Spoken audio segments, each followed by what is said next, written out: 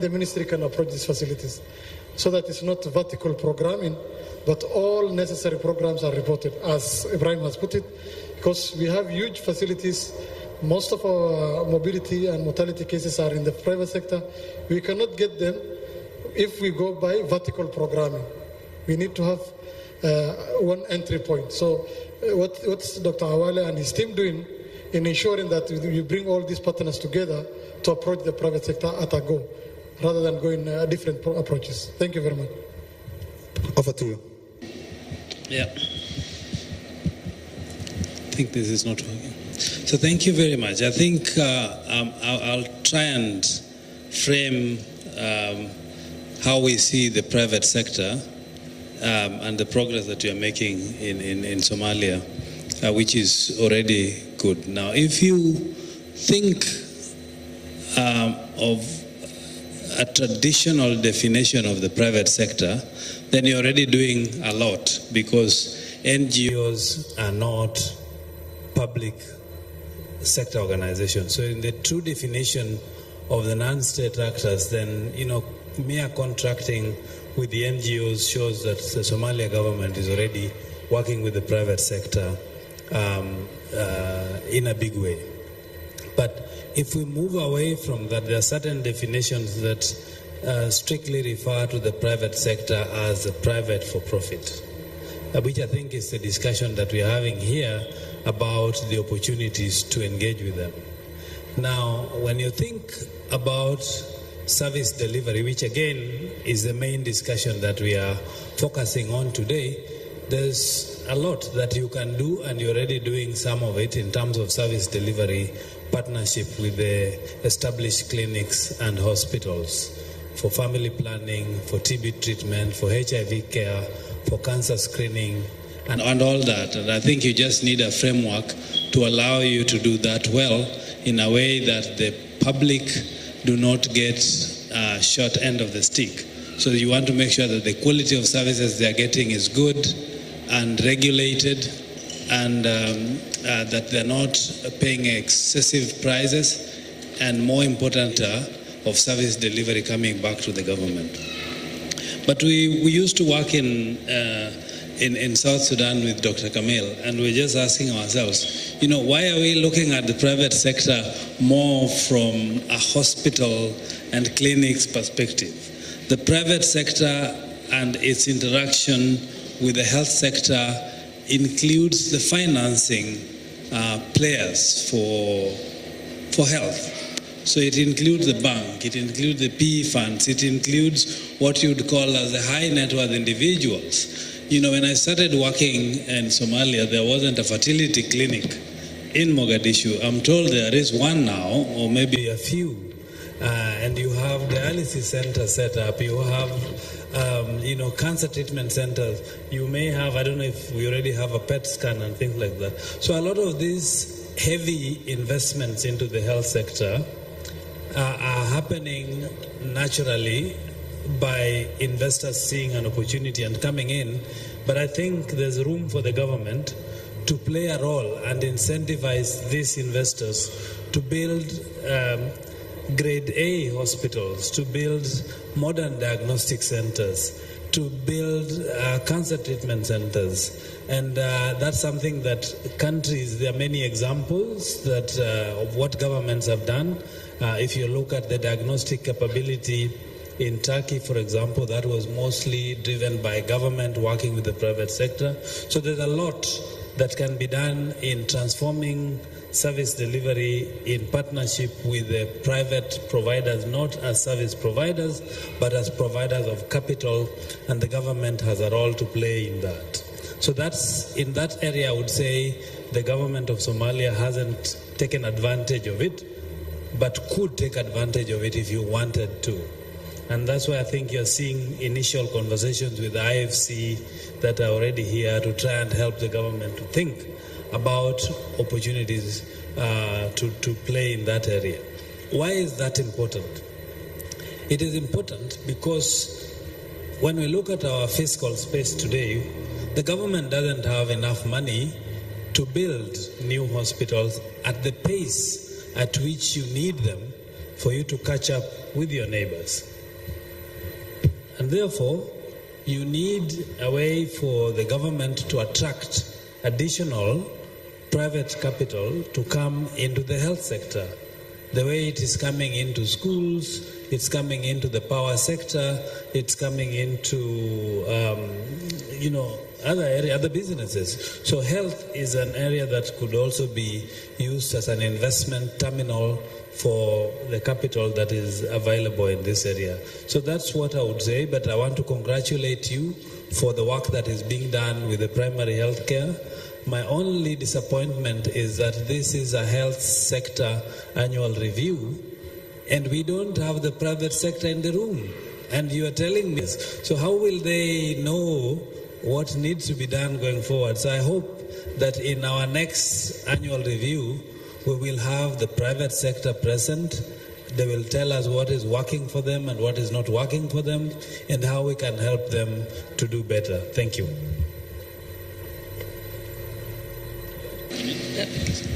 I can, yeah. So a couple of points, and I think there are a few comments from the audience about like building on lessons. What have we done in Somalia? And also referring to Bernard's point that we have been able to implement private sector service delivery provisions. And what we had done in Somaliland with both FCDO and USAID funding was really look at how we could integrate private sector facilities into a mixed health system. So ensuring that government had visibility of the data, they were able to come in and provide supportive supervision at the facilities. We were able to train providers on Somali standard treatment guidelines, get them to use HMIS reporting tools, and without any incentive. I mean, the only incentive we actually provided them was business skills training, which is something similar to what the Swiss are now also doing through Caafimaad. So what we did find was that private providers were actually started reporting data, they were allowing ministry to supervise, but they also suddenly had visibility of they had visibility of their own service provision. So who they were treating, what types of services they were providing. And that actually also incents they see the value as well. So I think, there are lessons that we can definitely take, and we don't have to hit the ground from the beginning. We can start already looking also. The other thing that I did want to say is that, for example, even now in Damal Caafimaad, we are looking at a public-private partnership model. This initially started with FCDO funding. To look at demand generation for the supply side of services. So we partnered with a telecom communication company, and we've been able to now expand that to Puntland and have goalless support through their corporate social responsibility agenda, 50% of funds to maintain an integrated voice recognition of response platform so that populations are able to access services. So I think, as Bernard had also mentioned, we need to make sure that private sector is around the table. We can leverage on them to be able to support development. We can leverage on them to be able to support development of online courses, which we've been able to do in many other countries, and to be able to bridge the gaps that we're seeing within the public sector service delivery space as well. Okay, thank you. So,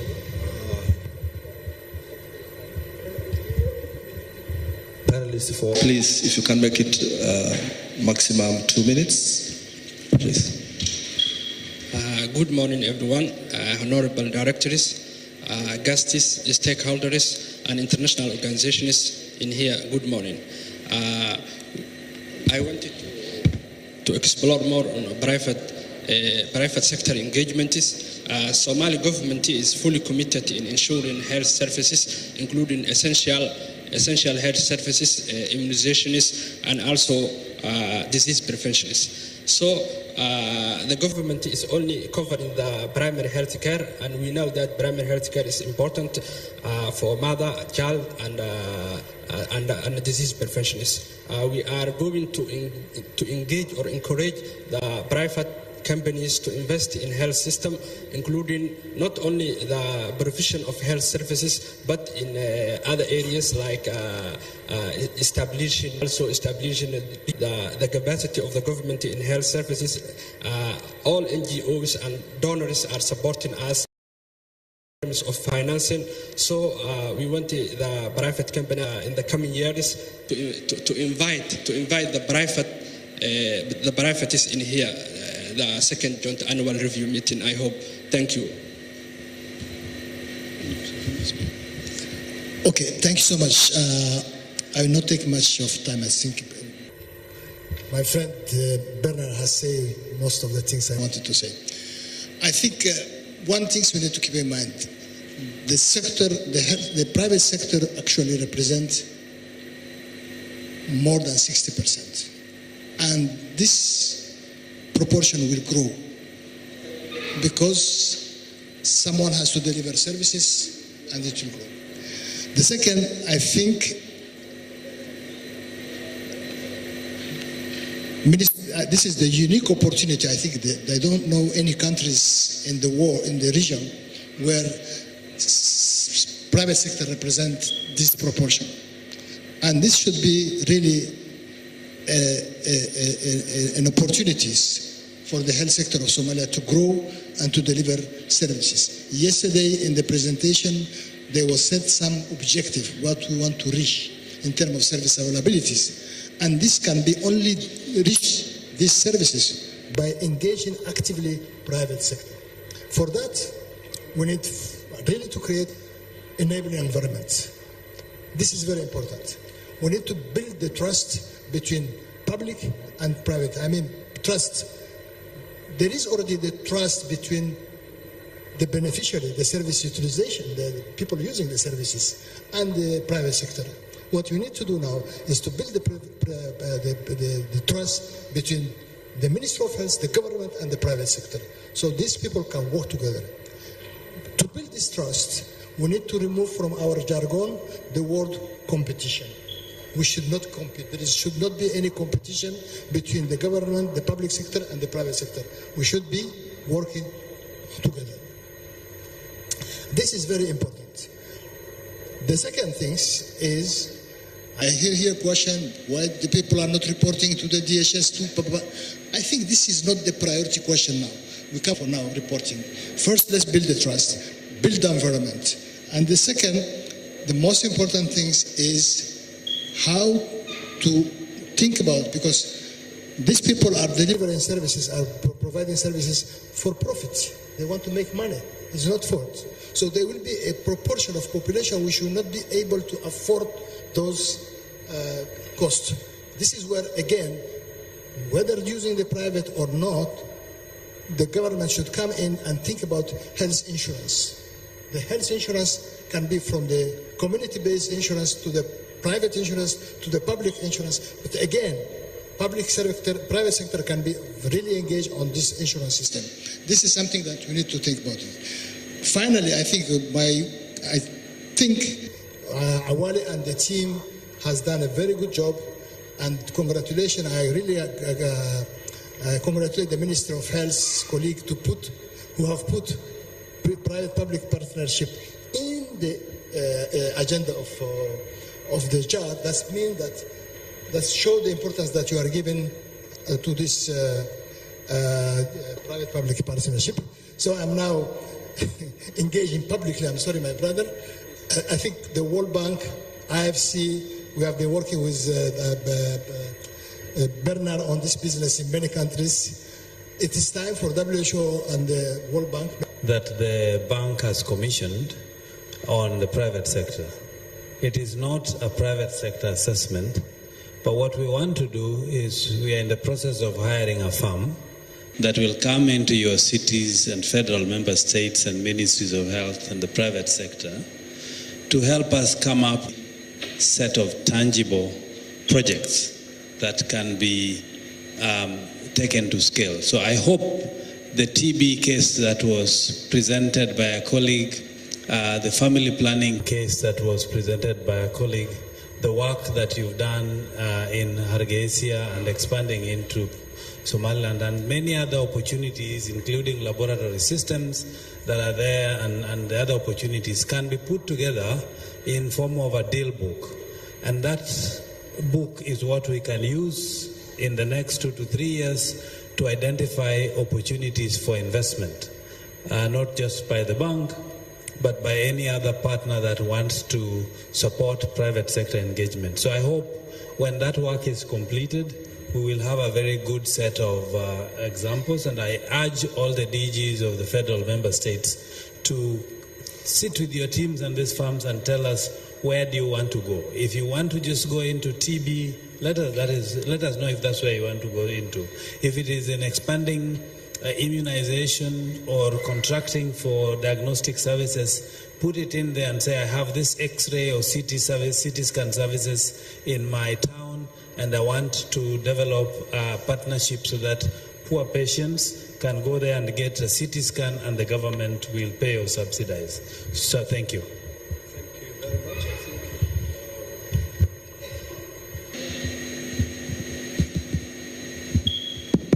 I'm sorry, the time is actually running out, so I would like to thank everybody for the commitment and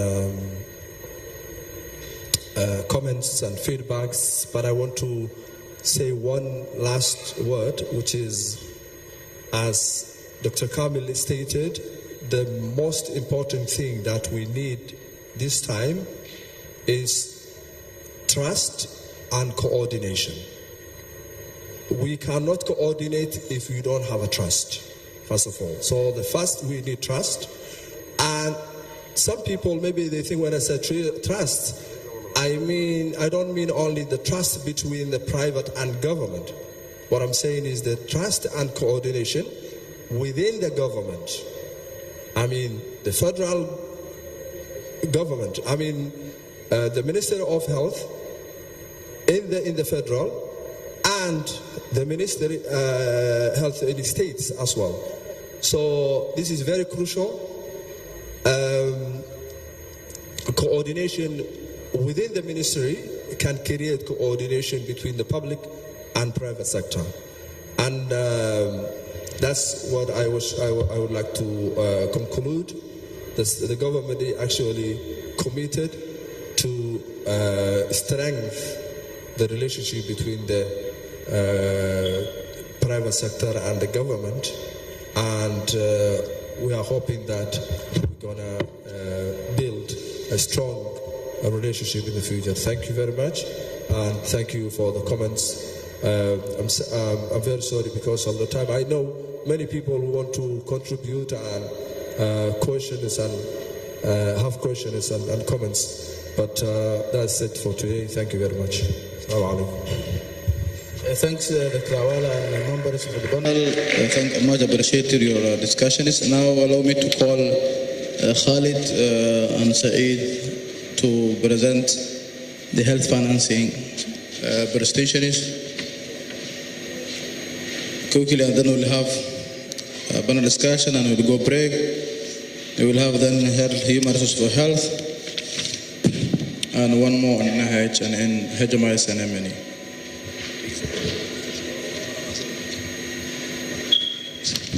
Assalamu alaikum warahmatullahi wabarakatuh. Good morning, all of you. I would like first to thank our esteemed guests, government officials, and also our generous development partners and donors who are today present here. Today I would like to put across to you a piece of work in relation to what we are doing the last several years at the Ministry of Health in regards to the health financing.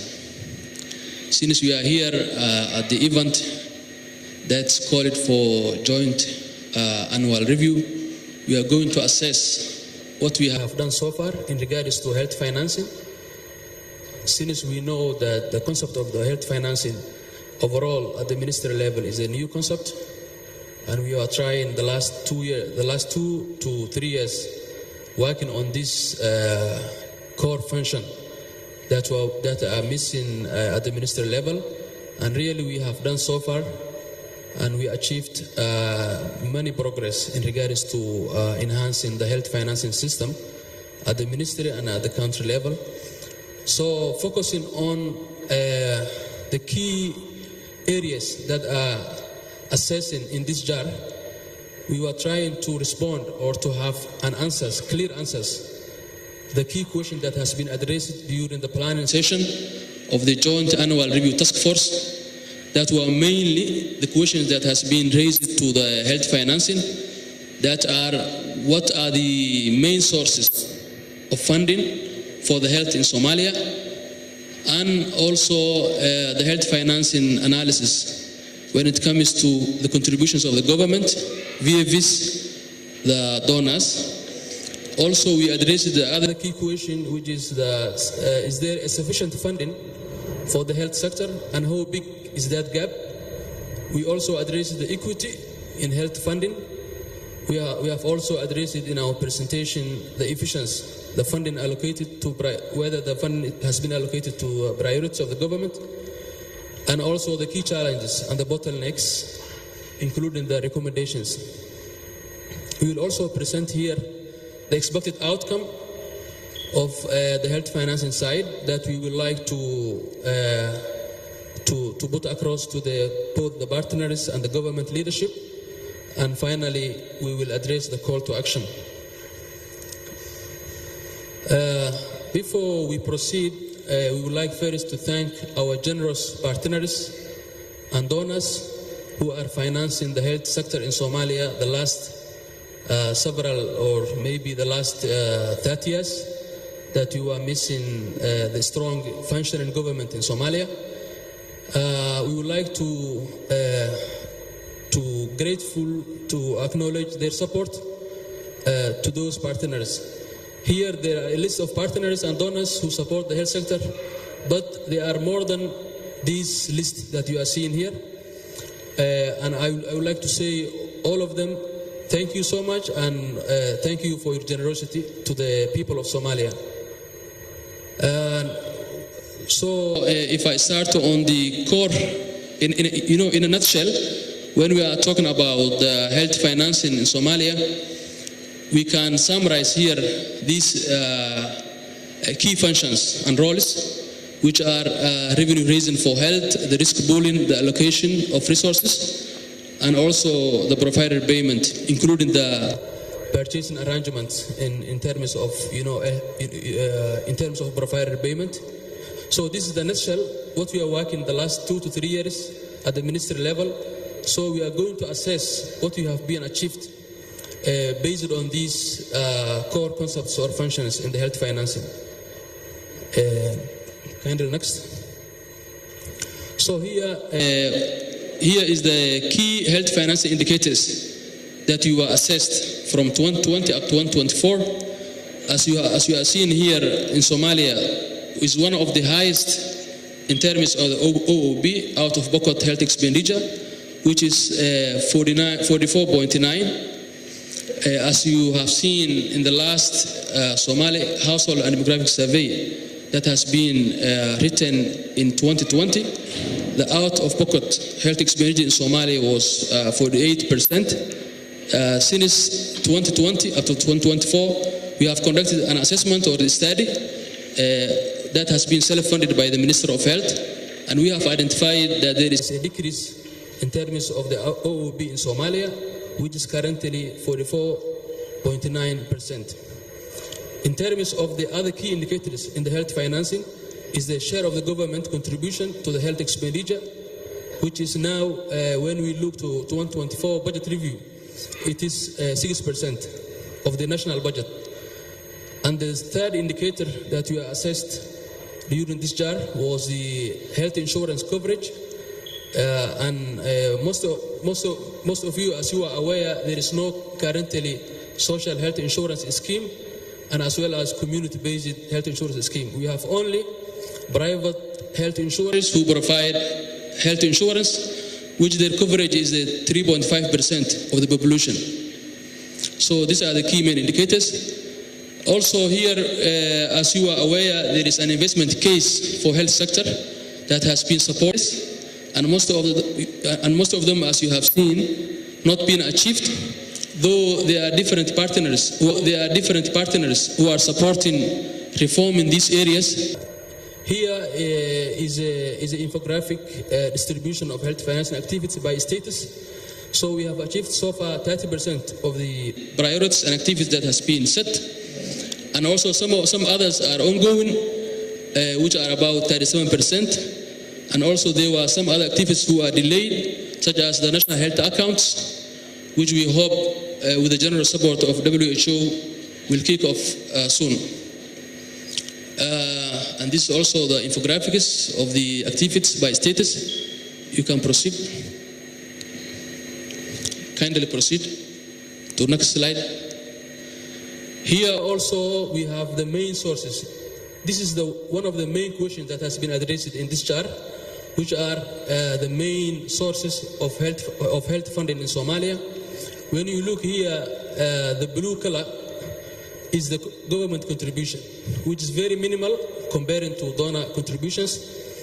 When you look, we evaluated since 2021 up to 2025, though the 2025 figures are anticipated figures.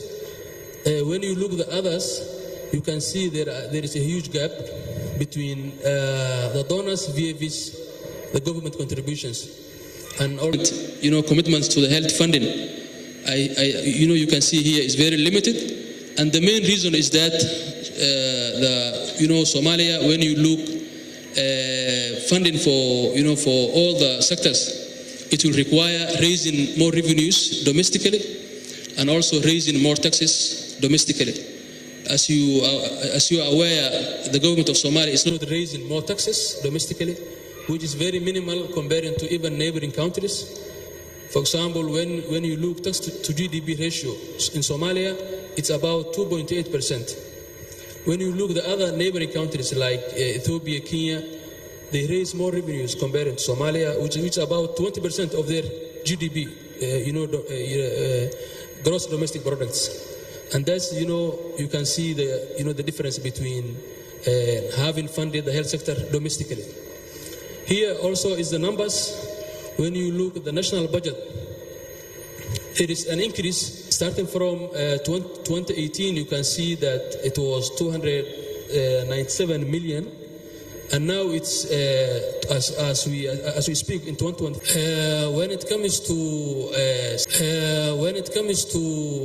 since we have established the health financing unit at the ministry level, we have done a lot of work in terms of supporting the ministry all the matters related to health financing, such as helping the ministry in implementing donor alignment by also preparing use of country system case for the health sector. We have also conducted a tracking guide for domestic resource mobilization. We have also supported the ministry preparing a proposal that's raising revenues from the public hospitals, such as providing the service for cost recovery and cost sharing program. We have also conducted several studies in terms of the out-of-pocket health expenditures, in terms of equity in health funding, using the case as a EPHS and also ARMET, resource mapping and expenditure tracking exercise. We have also documented policy paper that's discussing on the optimizing health taxes for sustainable healthcare financing.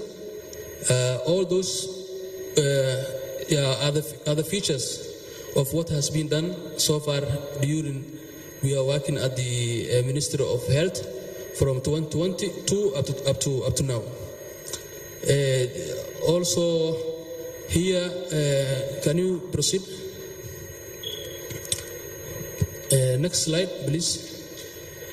Here also is the infographic analysis of the budget execution and as well as the government contribution and also by execution rate. And you can see here there is a variations between the years.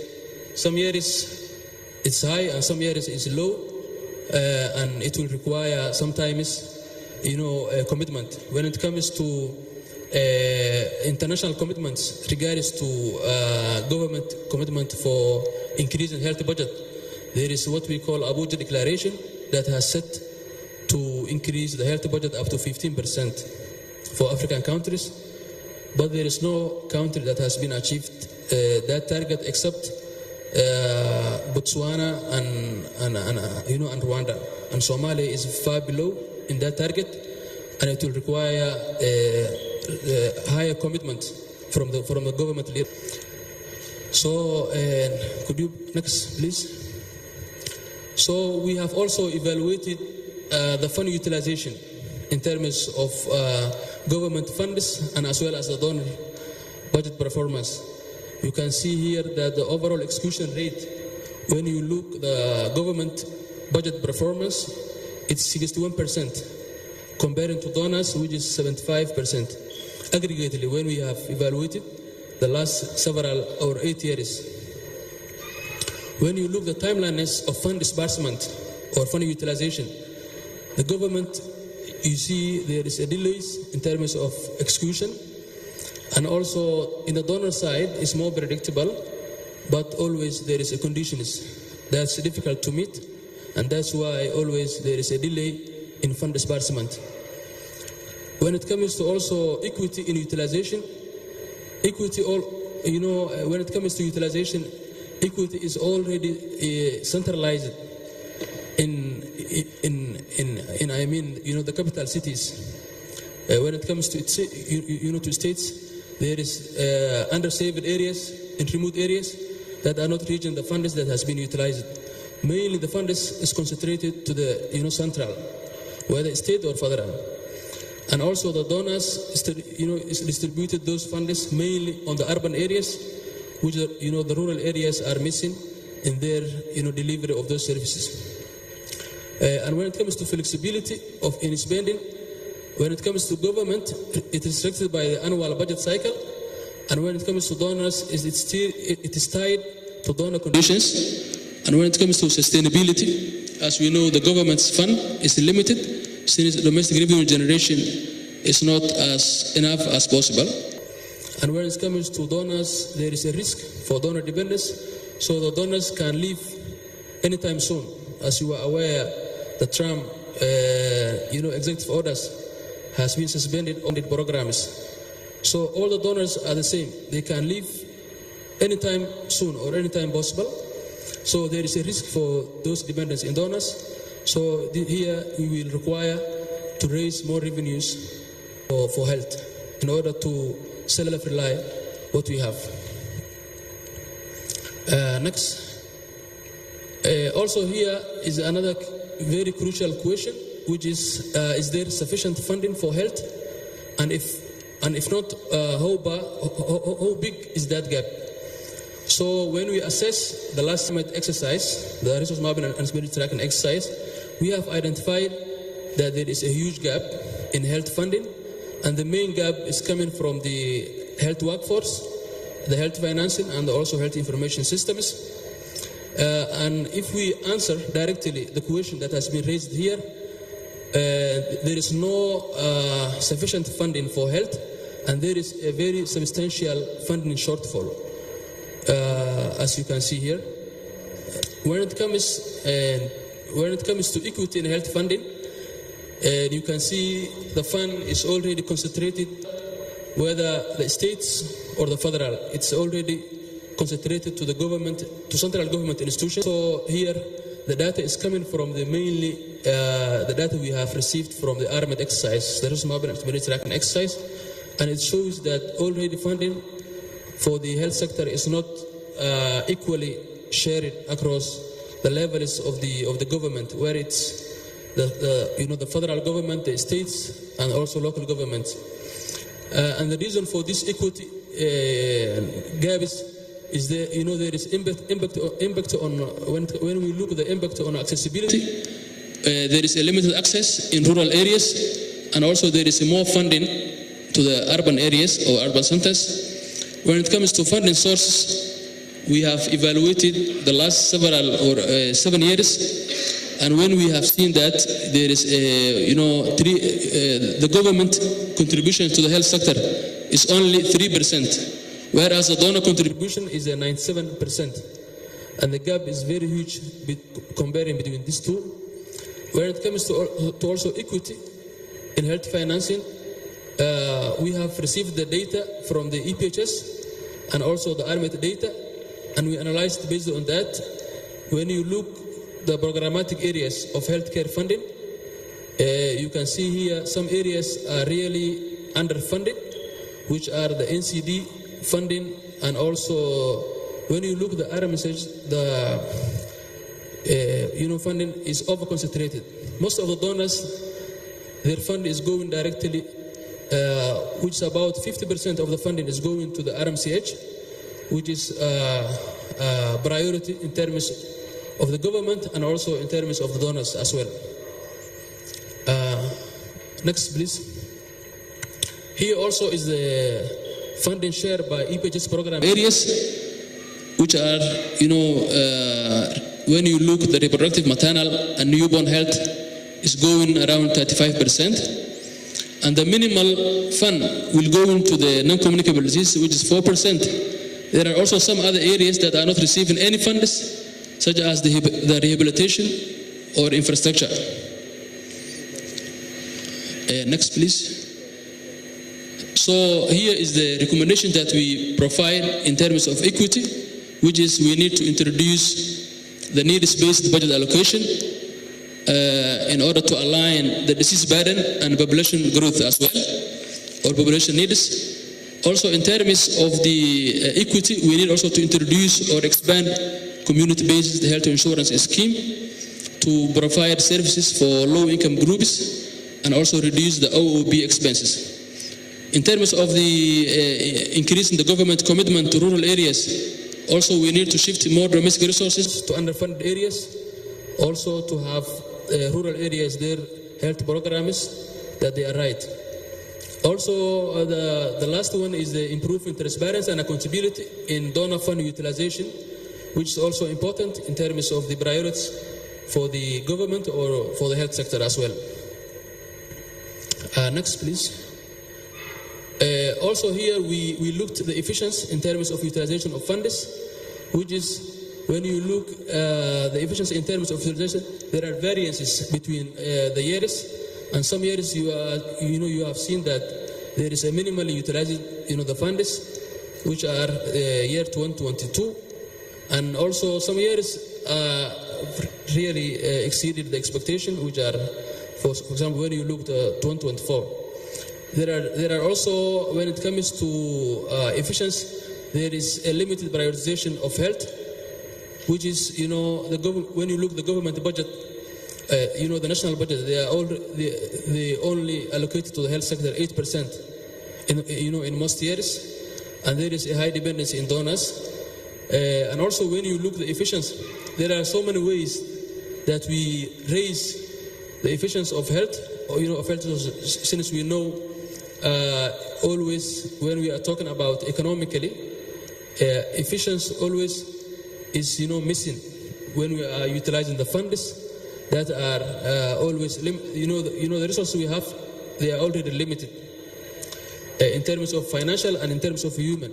So we need to use those resources appropriately and also benefit more on that limited resources. Next. And also in terms of efficiency, we have looked the ways that we can improve the efficiency in the health sector, such as enhancing the execution of the budget and having real-time financial tracking for transparency, and also shifting from donor dependence to sustainable domestic financing models, such as introducing the syntaxes that will help a lot providing healthcare financing, and also align the budget priorities with the sector needs, such as using strictly on the priorities mentioned in the EPHS, and also primary healthcare expansion. Next. So here are the key challenges and the bottlenecks that we have understood during the assessment. So there is a low budget execution rates, and also there is a delayed disbursement in terms of the utilizing the funds and the bureaucratic inefficiencies that hinder also execution.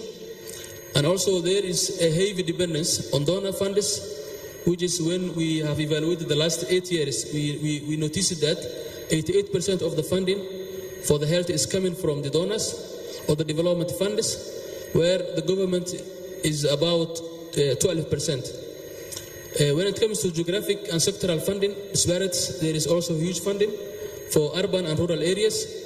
And when it comes to public financial management, there are so many gaps in here, which are mainly accountability and transparency mechanisms are missing. There is no effective monitoring system in terms of monitoring and tracking the expenditure of the health sector.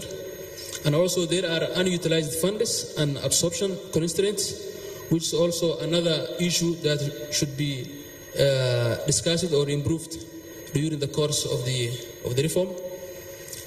And also here are the recommendations overall recommendations for the health sector, for the health system financing.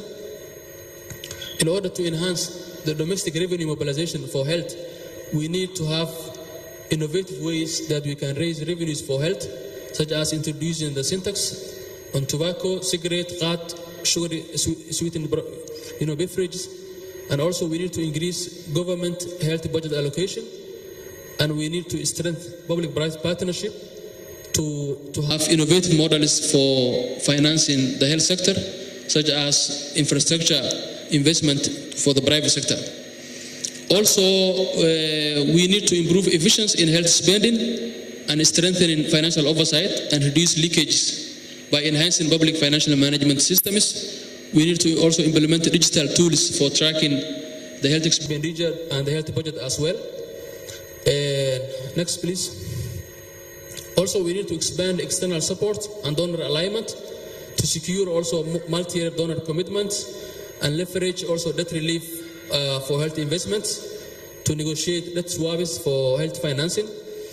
And also, we need to target investments in supporting the system building and also service delivery as well in the health sector. And we need to invest in all those areas, programmatic areas that are, that we have seen that there are gaps in their funding. So we expected, here is the expected outcomes from the health financing and the decisions from the Minister of Health and leadership and development partners at this chart, which are enhancing the better alignment of resources, strengthening accountability. As we have seen here, there are options that we can work on them through achieving those targets in terms of achieving these outcomes. The next.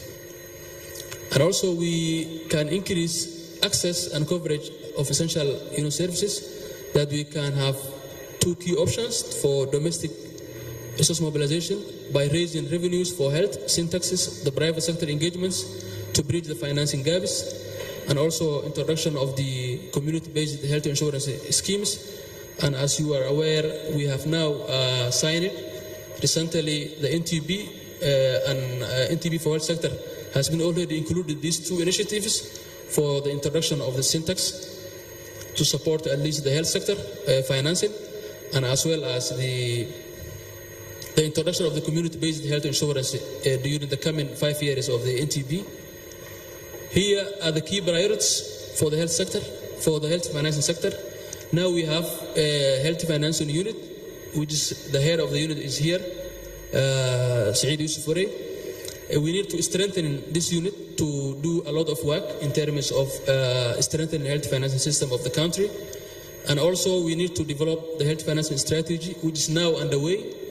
Its funding has been secured, and we hope to have this strategy the coming several months, inshallah. And this is the final call to action. This jar should result in a clear policy commitments from all stakeholders, ensuring Somali moves towards universal health coverage. And also decisions made in this meeting should prioritize health financing, equity, and improved service delivery for the health sector. And thank you all. These are the key questions that should be discussed during the panel discussion. And thank you so much for your time. Thank you, Khalid, for that wonderful presentation. I can see people want to continue, but it's time for break. Let's go for break for 10 minutes and come back on time. Break for 10 minutes. Already break is ready. Let us have 10 minutes break, and please let us come back on time.